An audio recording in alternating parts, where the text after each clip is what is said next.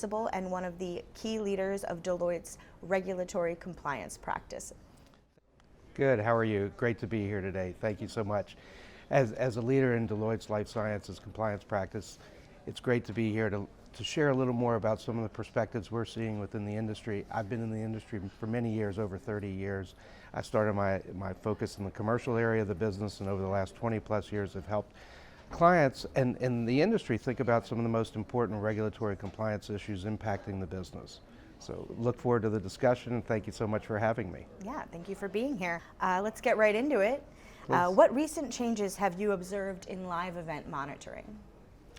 You know, it's interesting, live event monitoring over the years has really evolved. In particular, and I know we've talked about it a lot, we've seen with changes since COVID, where live events have really evolved. Some have become more virtual, but what we're seeing with live event monitoring is getting more data and being more insightful in the information you gather, while recognizing that live events still are an important part of educating and connecting with HCPs as well as patients.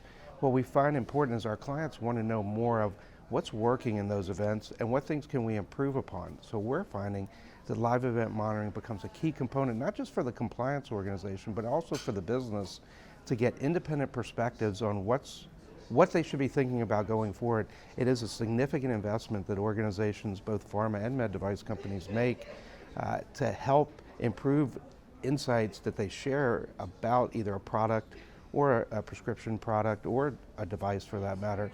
And this really does give them direct insights. We're finding at Deloitte more and more of our clients are contemplating, should we be using outsourcing of this versus using our own resources? Because internal resources are so precious and so important to the organization that where can we utilize others? And for us, we found that clients are asking us, can you help take this on for us so that you can be the data gatherer by doing the monitoring, and then internally we can synthesize that information ourselves and work with the business on ways that we can either elevate the things that are working really well or think about the things that we need to improve upon that maybe were interesting insights gathered during those monitorings.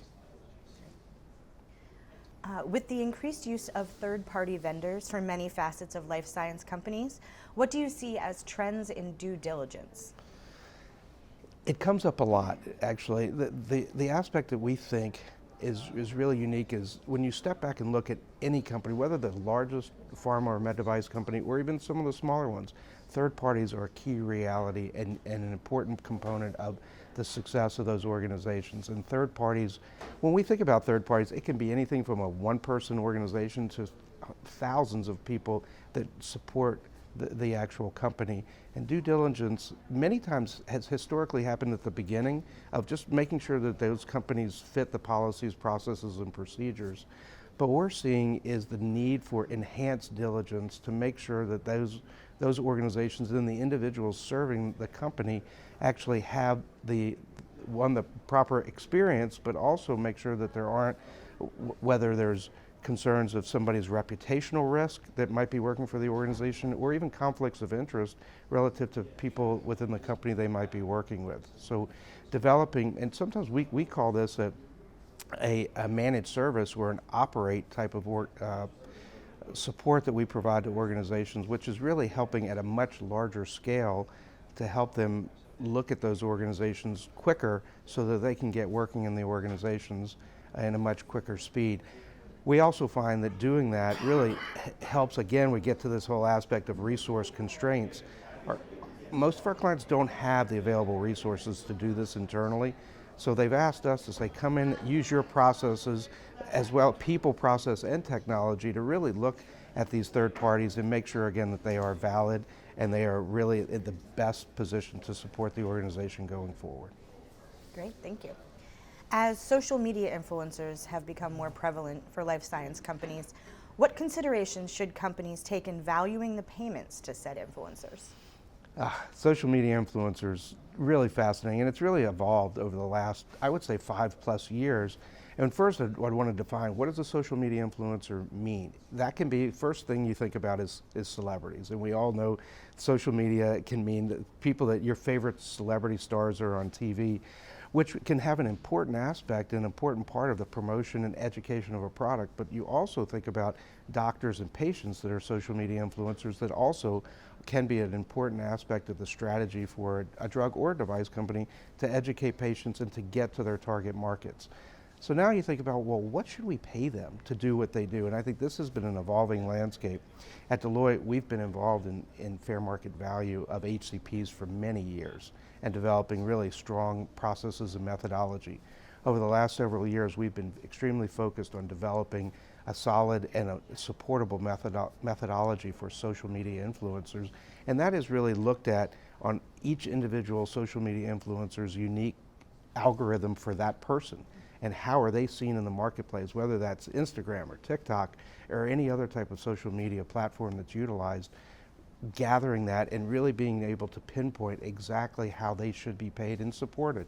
And as we know, that can change. That social media influencer today, 90 days from now, could really be at a different level, up or down. So being able to look at that individual consistently with a process we have found our clients to be, one, very appreciative of and somewhat unique to what they've been historically doing.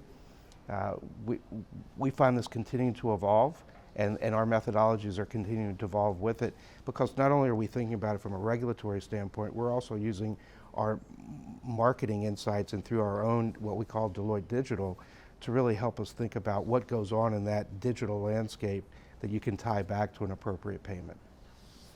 What are you seeing as a trend relating to compliance leaders and their working relationship to business leaders?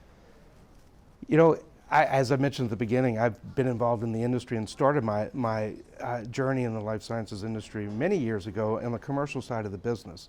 And one of the things that we continue to see, which is really exciting and a continued great evolution, is while compliance can be seen as an enabling function to help the business succeed, and ultimately help patients succeed better.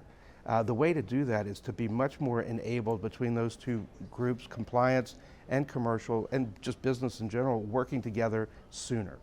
And what that means is at the beginning of a thought process around how we might be thinking about marketing strategies, or we might be thinking about elevated approaches with R&D, having compliance at the table sooner has really been a key success story for many of our clients. We recognize that might not always be the reality for that organization, but we see that the elevation of that continues to be really helpful. And we're seeing on all sides, both key business leaders wanting to get compliance involved sooner, and compliance really being pulled in and being what we would call having a seat at the table much more effectively. It's exciting because you're seeing this journey really evolve, and I'm fortunate that I've been able to see it and be a part of that for many years. That's great. Is there anything else you'd like to add regarding compliance? I think as we see the compliance of the future, we know that people, process, and technology, we hear that a lot, but it continues to evolve from a risk and legal function to a business operational function that needs all of those pieces thinking together, whether that's through technology and artificial intelligence or through the need for elevating data. And really, it's one thing to have data, but to start utilizing it in a much more effective way. We're seeing it really come to life, and we're seeing our clients really starting to embrace it in a much more unique, positive ways, and thinking outside the box, which I believe can only help the industry be better and ultimately help patients have much better and healthy lives. Great. Thank you so much for talking with us today. It was a pleasure. Thank you so much.